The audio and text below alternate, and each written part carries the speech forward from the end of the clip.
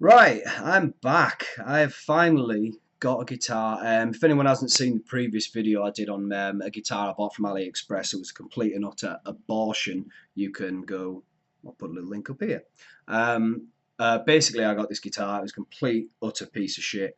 Had loads and loads of issues, but now I finally fixed it up. Anyone who's seen the previous video probably knows this looks a little bit different to how it did originally. Um, it's not worth the effort. Definitely, if you're going to do it, buy a nice guitar, mod the nice guitar. But at least I've got something playable. I can gig with it. It's all right. So I said, a lot of people were saying, why don't you buy a Mexican Telecaster? I was like, because the Fender do not make a left-handed Mexican. USA, even their cheap Chinese ones that they do not make a Telecaster with a humbucker in the bridge, which is what I was really after. I would have liked a Jim Root. They don't make a Jim Root. I would have liked it. Would have taken a modern player. They don't make a modern player. They don't make. There's one made in Japan one that's got one in the neck, but not in the bridge. And there's another one that does have two wide range humbuckers. Again, they're about £700, something like that. You've got to import them and order them specially, and they're the only two that really have humbuckers. So that's just to answer that question of why didn't you buy one? If I was right-handed, honestly, I would have bought one. I would absolutely would have just. I'd have just bought one. Yeah, fine, but I can't because I'm lefty. It was a shitty decision. I should have gone with the Schecter. They do a PT series of Telecasters. Could have probably got one of them for about £600. But I thought I'd be a cheapskate. And obviously, people going, oh, well, I don't feel sorry for you at all. Mate, I don't feel sorry for me at all. Yeah, why would I? I made a shit decision. I'm telling other people not to make a shit decision. But daft comments and stuff aside, one thing I got a lot of people saying is, oh well, why don't you fix it up? You should own that mistake, and that's exactly what I've done. So I've spent a lot of time, because I've been waiting a lot of time for parts, access to certain tools, things like that. It's not worth the effort, really. But this is what I've got. This is now totally fake Fender logo there. That's another thing that people mention that I regret that. I wouldn't have got it on. I might just scratch it off and put another one on, but I don't want to wreck the finish on the neck. It's actually quite nice. The flame, can't really see it very well there, but there's a bit of flame going on. So I've done a load of stuff to this guitar. As you can probably see, the controls are totally different. The pickups are different. The scratch plate's different. Everything's different. It's been a bit of a learning experience in terms of, like, I watch a lot of luthier videos. Crimson Guitars, check those guys out. They have so much information. It's very well done. And the guy sounds a little bit like Tyrion Lannister, which I quite like. But there's a few other guys on there. I've been checking out as many videos as possible.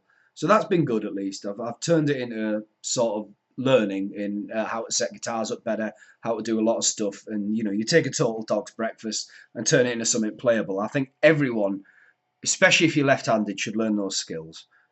But anyway, let's go a bit more over the sort of process of fixing this guitar.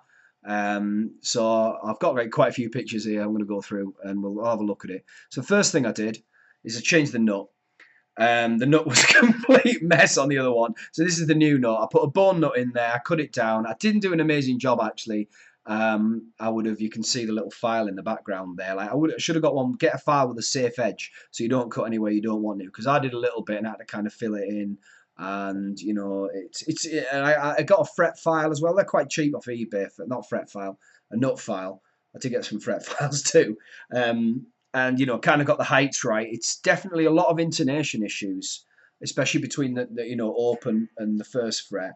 They're often caused by the nut more than anything, because so that was an interesting thing. Obviously you can see that it's looking a lot neater now. It's not perfect, but it's way better than what I had before. Next up, I kind of went on to the tuners. You can see the black tuners. That was actually what I wanted originally. It was one thing I was like, I'll let them off, whatever. And then they weren't that good, the tuners. They were locking. They were okay, but they were a bit disparate. When you get one tuner's like really loose and there's quiet, and I was like, these aren't too good. So I got these Vanson locking tuners. I will put a link there because I really highly recommend it. If you're in the UK, I highly recommend these guys, because they probably get their own. I think they get them from Korea, not China, but they have some good quality control. And everything I bought off them, like little components, like bridge parts and that. If you've got a cheap project guitar, it's good to get some okay components. You don't want to be dropping like £100 on Spursel locking tuners or whatever. But these are £25 a set. They're locking. You can see from the back there. They look pretty nice. It took a while to wait actually before they got that particular styling in left-handed, because you backwards inline tuners. If you get 3 and 3, it's fine. You flip them. But these, so yeah, that's turned out nice. It holds tuning really well now. I mean, I've pulled this. I've had this in my car all night, and it's still stayed pretty much in tune. So that's nice. After that, I kind of, yeah, I've got a heavily relicked neck here. It's definitely worth more now than I fucking made it look stupid. But no, not really. And I'm going to try and bullshit there. I took the finish off the back, because I thought, because of the issues I had previously with the edges that they'd done wrong, I thought I was just going to take the whole back off the neck. So I kind of masked off a few nice bits where it's still shiny at the top there. The headstock's still shiny, but the back's totally matte. And the problem with that is that I hadn't penetrated very deeply the dye that they'd used to make it yellow. So I thought, oh, I'll get some other wood dye and we'll rub it in. And that was a total mistake. But it makes it look kind of stupid and knackered. But I thought, you know what? No one's really looking at the back of your neck. It feels good to play. It's all right. That was one of the things where I really, really felt. I was thinking I should have got the exact right dye. I should have done it for days and days. And I thought, I just don't have the patience. And I'll just lie and claim it's relict, because that's what people do when they've dragged the guitar down the street and they want to sell it for more. Not a big fan of relics personally, but we'll not get into that one because some people love them. But you know, it feels nice to play. It does need some more fret dressing, I think, now, because I've taken a little bit, tiny bit off the edge of there. So they're not sharp, the frets, but they are, you know, they could do with smoothing off a little bit. You know, I'll probably take it to a luthier for that job and get it done really professionally, I think. And I've got it somewhere where I like it, but, you know, but the neck, yeah, I actually recommend, if you don't like if you find it kind of sticky as well, the neck, and you've got a gloss finish, it is something quite a lot of people do, is just take the back off and make it more of a matte satin sort of finish. And I like it. I really do. So playability wise, it's great. Aesthetically wise, maybe not. I put a new scratch plate on, so as you can see there, that's a much nicer fit, especially around where the bridge is. So you've got they took a while to fit right. I did a little bit of a botch job just under the neck there, but no one's going to see that, so it's not particularly bad. It's looking good, but one thing you might notice is that you can see where the control cavity is there. It's not quite lined up now. It is lined up around the body, which is interesting because that means it is the correct spec Fender sized body, which some people said they get a slightly different shaped body, but this does seem to be the right shape, weirdly, because it fits a you know, Fender spec scratch plate, the contour, I mean. So, but that control cavity is obviously way out, so I've done something quite over the top with that actually, but I'll get to that in a bit later. But again, the other thing I did with this is the bridge has been realigned. So before putting any of this on, the first thing I did is I measured the scale length of the guitar. I think it's 25.5. I measured where the bridge should actually be, because to me it looked like on the original guitar it was a bit askew. So we filled in the holes, kind of rotated the bridge a little bit, and it now it's much better. It's quite good intonation actually. I've got a bit of play either side with the saddle, so it seems all right. So I kind of moved it so, and the good thing is as well, the string alignment here, the problem we had before was the nut and the bridge were both wrong, so the strings weren't really well aligned with the contour of the edge of the neck, whereas now they are quite well aligned. So they're quite nice. The only issue is they're not quite aligned with these pickup holes. So the pickup nuts, whatever you call them, bolts, whatever. Anyway, pickup screws, those aren't 100% in line with the strings, but it sounds good, so fuck it. I look on some forums and people were like, who cares? There's some guitars you buy off the shelf that are like that too. They're fine at the bottom end actually, but this is only a 50 mil space, this bridge pickup, for some reason, so it's actually a little bit squidged in. But you know, sounds good, so whatever, it looks okay from a distance, it's fine. Move on. Now the one thing was That routing. Oh my god, yeah, it was funny. I just laughed when I took that off. By that point, I just thought it was hilarious. So I took this one to the joiners at work. I did kind of just do a bit of a shit job underneath the bridge with the. You can probably see down there. I've widened the holes that the strings come up through. It's because I'd shifted the bridge. So I just thought, you know, I just got a fucking drill and just went and just made them wide enough so that I could just tweak it and get it through because no one's going to see it. Even though that's probably what they did when they made that routing. So yeah, that's cleaned up. I took it to the joiners at work. They helped me out. I just made up a jig really quickly. It was probably half an hour. So there's still a few, you know, rough edges there. That top near the neck pocket, I said to them, don't, just leave that, leave it a bit wobbly, whatever, because I think it's a bit too close to the neck pocket. And I don't want the router to, I think it might have been fine, but it's getting a bit thin. And I thought, just leave it. Let's not mess with that. So we've got 2 swimming pools now. Good one is I can put a P90 in the neck though, so that's all right, I suppose. It's every cloud. So that's one thing I did, and you can see more the string through holes there where I've literally just rived those, and I've you know, they're not neat, they're not nice, and you can see where I filled in the original. If you look carefully at the bottom corner there, you can see where I filled in the original plate holes there, and I've sort of shifted it. You can see how much the neck was shifted off center from where it was. It was nearly all right at the bottom right corner, but in the bottom left it needed to be like a few millimeters shifted around. Again, the control cavity. So I've actually made this a lot bigger. This is later. I actually did this myself, but again, it's not been ideal because it wasn't in a good place in the first place. But I decided I wanted more, almost like Les Paul style controls. You can see them here. This is a finished article. And I've decided to kind of like, I thought I'll just modify it and see what I can do. So I used I think it's a Jaguar, or is it actually the P-base plate there that I've actually flipped upside down. And that's pretty cool. So what I've done there is I've designed it like that so that we can have more, and I put a little strip of maple that I had from some spare other project down the centre because there was still some gaps either side. I just wanted to cover up as much as possible. I was never going to get it perfect, but I thought that's kind of a cool aesthetic to it. It kind of, you know, goes around with the contour of the body. So yeah, you know, let's give that a go. We'll give it Les Paul style controls because I've always liked having 2 tones, 2 volumes, and a 3-way switch. So but we'll come back to that later with the electrics.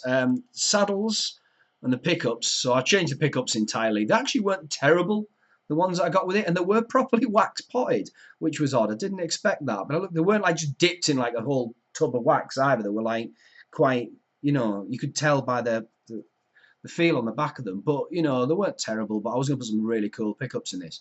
So that is in the bridge. That's a bare knuckle painkiller, and I got that off a mate. James Stevenson, his name is. He actually has a really cool channel on YouTube, so I'll link that below. He does some cool Kemper profiles. He's an insane guitarist, and sometimes he sells me shit. So that was it. It's like 60 quid, I think, off him. 65 posted. So, you know, reasonable price. And then in the neck, I thought, well, I'm not going to go silly amounts of money on this because I don't even know it's going to play very well. So I thought for the neck, I put an Iron Gear. They're a British company. Pretty cool. I like them. I really like the neck pickup in this. It's an Iron Gear rolling mill with a nickel cover on it. Just thought I'd go like that. And yeah, and you can see the saddles as well I've changed with some black ones. I thought I'll try that kind of black and chrome aesthetic throughout the guitar, actually, kind of contrast the two a little. And they're like the saddles on it were a bit, one of them got a bit threaded when I was trying to adjust the height, and I thought, you know, these aren't very high quality. The bridge plate was fine, that's solid enough, it's just a chunk of metal. But the saddles, I thought, well, let's buy some decent ones. So I just got some off eBay, off a UK seller, and they got some good reviews. They're not nothing special, but they're a little bit better made, and they've definitely worked a lot better. They're a lot more nice. I like the look of them as well. So we got that, and you can see how where I've changed the control panel there as well.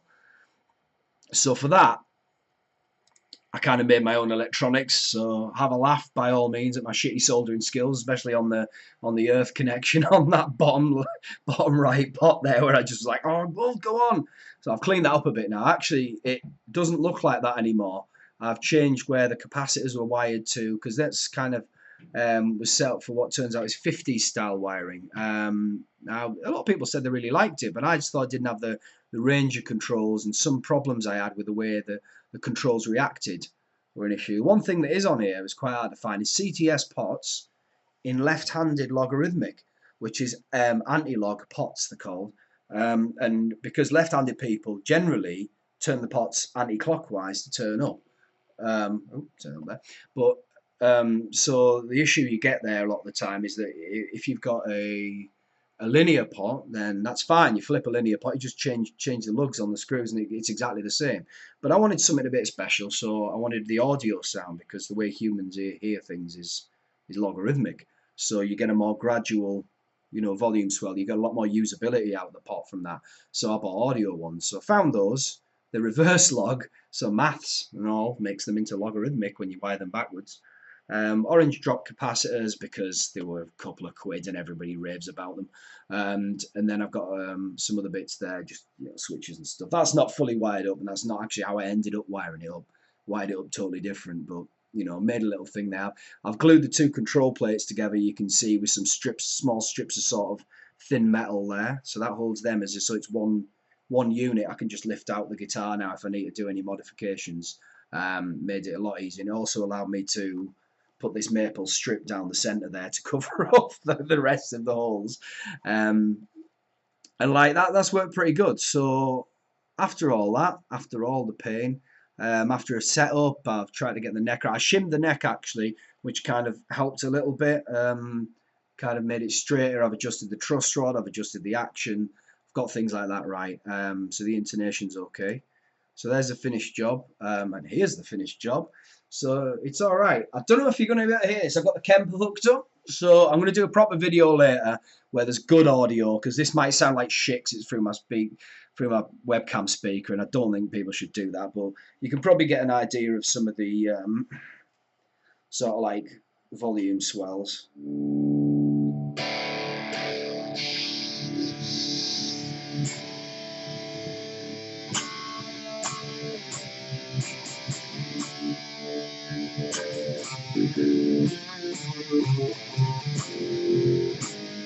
Then you kind of drop it, and you get that. Tone's very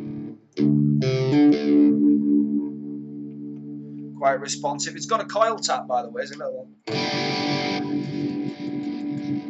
it? So that's if you want to drop any of these a single coil. I use a switch for that because I couldn't find a push-pull pot. And then you got your so the scat goes really down. This one, you're like.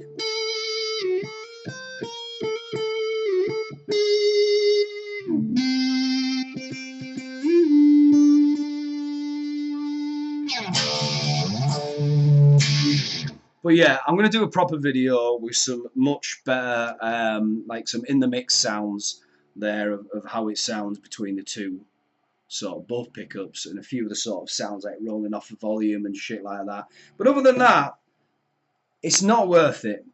I still say do not buy one of these from fucking Aliexpress. For God's sake, just don't do it.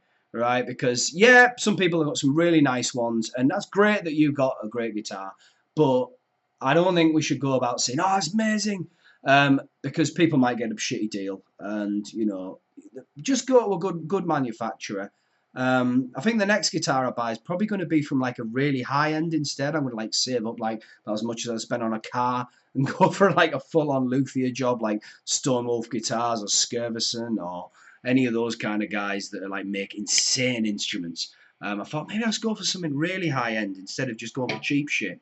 But the one thing that I can say from this is buy a cheap guitar if you need something that you want to just, you haven't got loads and loads of money, but learn to mod it. So if I bought this and it was from Revelation or from Harley Benton or someone like that did a similar guitar, even if it didn't have this kind of burl top shit that was, flame neck, if it looks okay, but it hasn't got quite what you want on it, like that's probably better because they've got better quality control. So just buy that and then learn the skills to mod it. And even if you fuck it up, you've learned something, but you've started out with something playable, rather than like it would take you half as much time and half as much effort and half as much pain and blood, sweat, and tears. So that's probably what I'd say to do. Even if you have to route for new pickups, that's not actually that hard to do. As long as you learn how to route something and you've got the tools available, it's actually pretty. That was a fun part of the job in the end. But for now, it's all right. I'll do a proper video with some good audio so you can check it out how it sounds now it's been modded, and we'll see you guys later.